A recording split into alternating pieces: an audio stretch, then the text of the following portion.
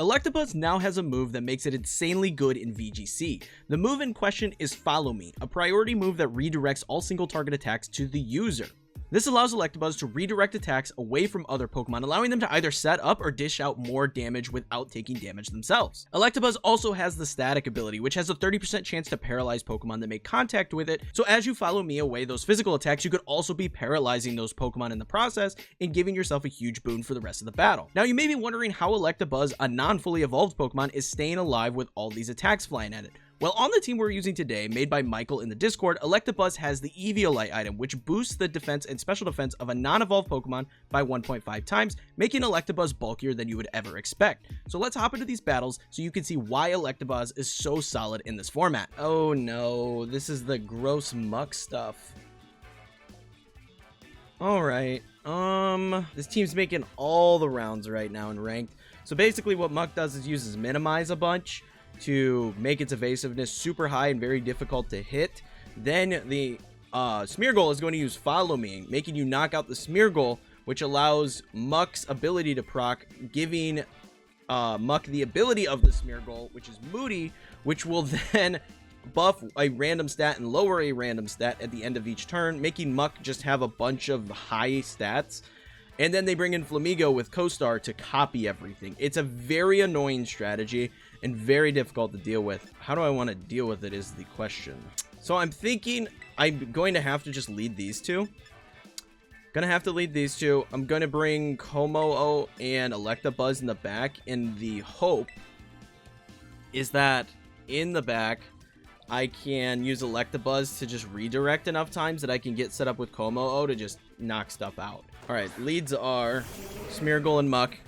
So they're definitely going for the Moody stuff. They want me to KO. So I think what I want to try to do this turn, I don't know how fast the Smeargle is. They could try and fake me out. Definitely in the cards. What I want to try to do, most Smeargle are running Spore, so I think the Tera Grass could actually work to my advantage this turn. And I could Tera Grass and just immediately start going for a KO on Muck. The Tera could be... The Tera is just to cover if they Spore me. The Smeargles sometimes are running Choice Scarf, can be annoying in that regard. Just use Choice Scarf to outspeed stuff, put stuff to sleep very quickly. So the Tera Grass covers me on a Spore play from the Smeargle. They do just go for the Fake Out.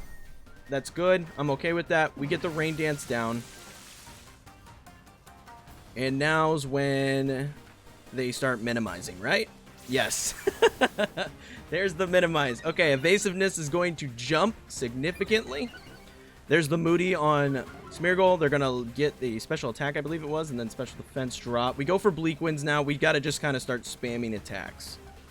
At this point, we just kind of start spamming attacks because we got to try and get as much damage off as possible onto this Muck and just remove it from play. This turn, they likely go for a Follow Me. They likely go for Follow Me on their Smeargle to redirect all the attacks that direction. All right, Bleak Wind's going to connect. That's going to bring Smeargle down. There's no Follow Me, so there's no priority on the Smeargle. They get brought down to their Sash. Surging Strikes is going to connect. Not do that much damage, though. I don't think that's going to be quite enough. Oh, it is! It is enough! Okay. That's huge. And Smeargle is going to do what? Because now they've lost their biggest component. Okay, they're just going to put me to sleep. So Tornadus goes to sleep this turn, which really isn't the biggest deal. Tornadus has really done its job. But now they can't copy the Muck's boosts with Co-Star on Flamigo because we got rid of that Pokemon. So targeting that Pokemon as early as possible is the biggest thing when playing against this particular team. Okay. Co-Star Flamigo. They copied what? They copied special attack and speed boost. Not the biggest deal. So what we can do actually this turn is we can get in Electabuzz. And we can just go for a Detect. We can get in Electabuzz and go for a Detect.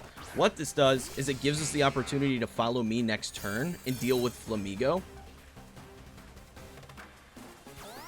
There's the follow me on the Smeargle. And I'm assuming, yes, they were going for a Brave Bird into my Urshifu because I'm now Tera Grass. So what we can do now that we have got Electabuzz out is we can use Electabuzz's Follow Me to redirect all our attacks into Electabuzz, and we can... Now, they could potentially... What else do they have? They could have an Urshifu or even a Latias in the back. I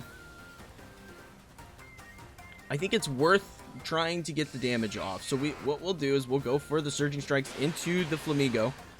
They are just going to redirect with Follow Me. That's fine. Not a big deal. So we get our own Follow Me off. We're going to redirect everything into Electabuzz. There is that chance that they paralyze themselves. Let's see if that happens. Little recoil. Did they para? Nope. Static did not go off that turn. Static would have been really cool to get a para because they hit us. That would have been really awesome. But we get rid of the Smeargle. And Flamigo really didn't get any crazy boosts that are going to benefit it. It got speed, which is a little annoying. But other than that, we can just redirect with Electabuzz and keep sweeping the team with Urshifu. All right, in comes Fluttermane. All right, that could be problematic. What are they boosted? Booster speed. Definitely could be problematic. Okay, so what we do... Fluttermane is our biggest priority in this situation, right? Because we have Kommo-o in the back. Kommo-o, we've already used our Tera, so we can't Tera Steel.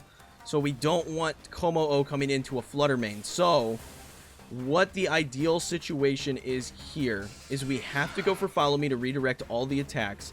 They're booster speed, so they're going to outspeed Urshifu, but that's not the biggest deal. We just go for Surging Strikes into that slot. We need to ensure that we can KO Fluttermane, likely going for a Tera Fairy this turn. Maximize the amount of damage that they're doing. Yep, there's a Tera Fairy. Okay. We get the Follow Me up with Electabuzz. Let's see what they got. Close Combat goes off. Ooh, survive. Okay, that's what we needed. That is what we needed. We needed to hold on there in case they went for a Moonblast. They did go for the Moonblast, so we're redirecting everything into Electabuzz. Urshifu gets away from this turn free of charge. No damage dealt.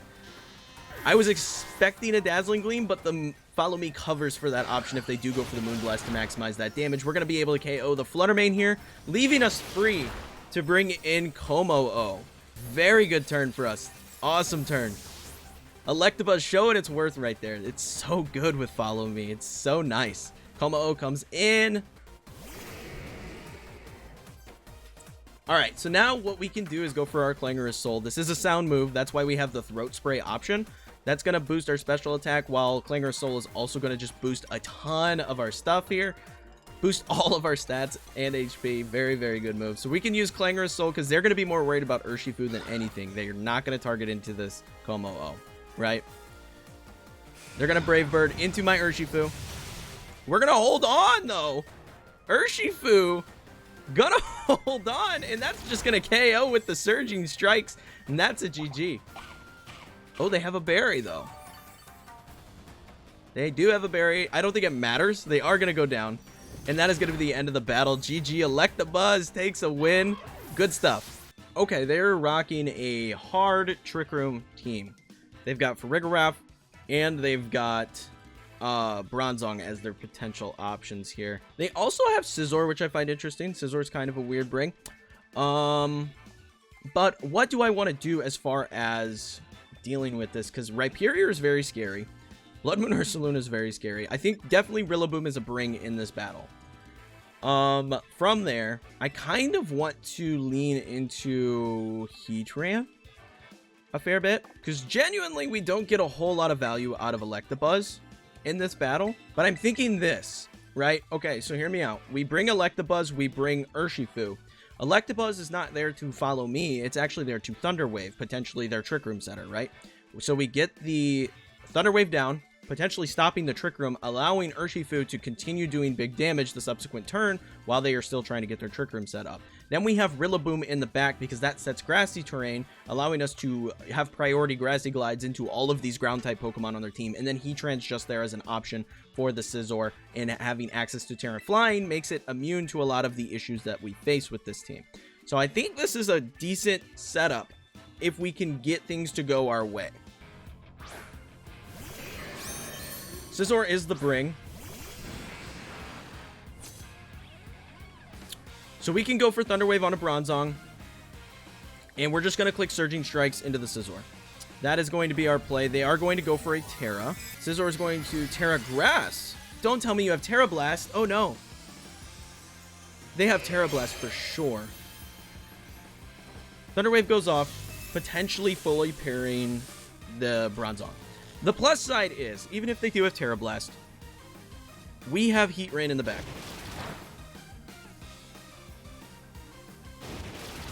Oh, lordy. I'm scared now.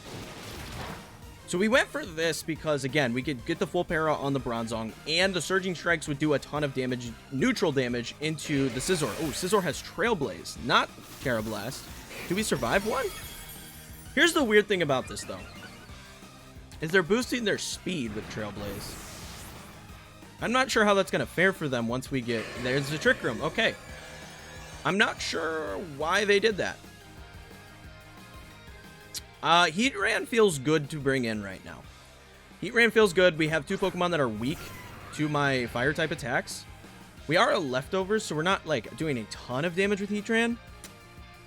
So I'm definitely down to go for Follow Me and click... Ooh, Substitute's an option. I think I just want to do as much damage as possible, though, this turn. Scizor is going to swap out into Rhyperior. Okay.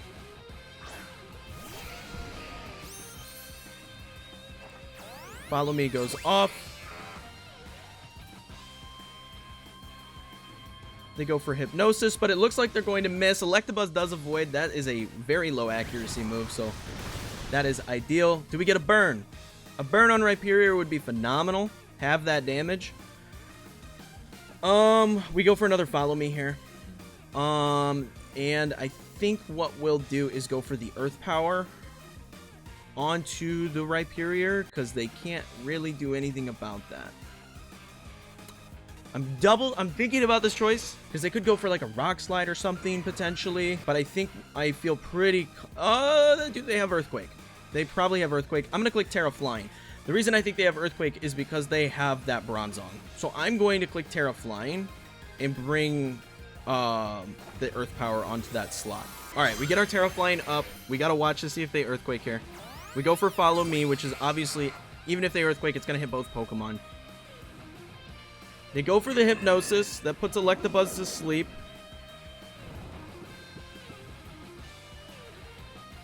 What do they use on... There's the Earthquake. There's the Earthquake. Let's go. See, Levitate on the Bronzong means it can't get hit, allowing them to Earthquake with that Pokemon. Electabuzz is going to take a ton of damage. Earth Power goes off. Good chip. That's good chip. They are weakness policy, though, which is unfortunate. They are weakness policy. Okay. How many more turns of Trick Room are we working with? 2 turns of Trick Room. Here's my play. What we do this turn is we have a mandatory turn of Sleep, so we're going to have to just kind of stack Electabuzz here. We have Protect. We're going to go for Protect. Bronzong's going to swap into Hippowdon. Okay. Hippowdon's going to swap in.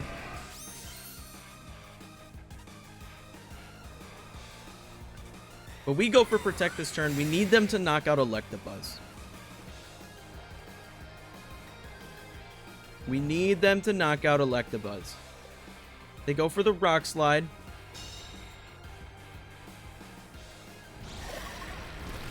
Yes. Perfect. So why we needed them to knock out Electabuzz is that we need to get Rillaboom in for the priority. We are going to take a little bit of chip from the Sandstorm. We're going to get it right back with our leftovers. So Rillaboom coming in, setting the grassy terrain is going to give us priority access into that slot. Into that weakness policy Rhyperior, right?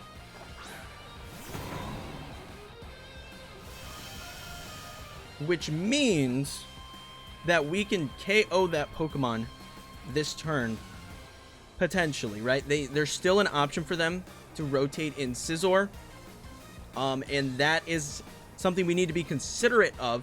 However, we are going to click Grassy Glide because it's going to do the most damage, and we're going to lock into Heat Wave with Heatran, right? We have priority. We don't have to worry about Rhyperior knocking out Heatran with a Rock Slide. There is that opportunity. There's the swap. Is Heatran coming in? Not Heatran, excuse me. Scizor coming in. There it is. That's why we lock in the Heat Wave here. That's why we lock the Heat Wave. Grassy Glide goes off. That's not bad chip, honestly. They go for Yawn. A touch unfortunate. That is a touch unfortunate. Heat Wave goes off. Scizor goes down. We get a free KO that turn. The Rillaboom was the win con. Electabuzz being able to redirect was very, very kind earlier in the game. Especially because now we still have a paralyzed Bronzong from the Electabuzz, letting us potentially stop a Trick Room later in this battle. Bronzong comes back. And what happens now? Little chip. But we have Grassy Terrain up. Earthquakes are going to do minimal damage. They're probably not going to bother Earthquaking at this point in the battle. The plus side is, I don't think that they have access to Protect on their Bronzong, meaning they can't get away from a Heat Wave. We are awake for another turn. They can't get away from a Heat Wave. We're in pretty decent shape here. Rillaboom can go for the Grassy, not into that slot. We want a Grassy Glide into the Rhyperior. Grassy Terrain has a lot of turns left. I'm honestly going to go for a Wood Hammer. We should outspeed the Rhyperior every time. And we're going to go for a Heat Wave. They're going to go for a Protect. That's fine. Because we have a lot of turns of our Trick Room, well, of our Grassy Terrain left. They're going to try and get Trick Room back up this turn. Heat Wave's going to get protected. Don't miss. That 90% kills. Okay, Bronzong goes down. We're in a very good position. We are going to go to sleep with Heatran this turn, but we have them in a great position now. Making that call on the Scizor swapping in was the way. That was our out in this battle. That was our out. We're going to get our lefties recovery, and Hippowdon's going to come back in. Alright, so obviously we get rid of Rhyperior first. Rhyperior is going to do more damage than Hippowdon every time. And what we can do is just start clicking a Heat Wave. Yes, we're going to just click Heat Wave. It's going to do the most damage. It does have the chance to miss, but I'm not super worried about this Hippowdon. They get the double protect. Oh, no. They get the double protect. What is it, like a 33% chance? Oh, that's not good. That's not good. What do they use? Rock Slide on their Hippowdon? They use Fissure? Oh, man, they were going all in. Oh, that's crazy. They were going all in with that. Fissure Hippowdon, 100% chance to KO if it lands. 30% chance to land. Oh, man, that's scary. Okay. We still get rid of Rhyperior. We still get rid of Rhyperior because Fissure has a 30% chance to hit. If that's the game they want to play, that's fine. They aren't going to get the triple protect. Man, the odds on that are so low anyways. Grassy Glide goes off. Rhyperior goes down. We have the two Pokemon we need to win this game. Oh my lord, the Fissure came out of nowhere. Heatran wakes up finally. We go for Heat Wave. Decent chip. And they go for another Fissure. I kind of wish they'd hit it just because it'd be funny. Stamp Storm goes away. And now we can just go for a Wood Hammer and another Heat Wave. And that'll close out the battle. Electabuzz taken 2 games. 2 games.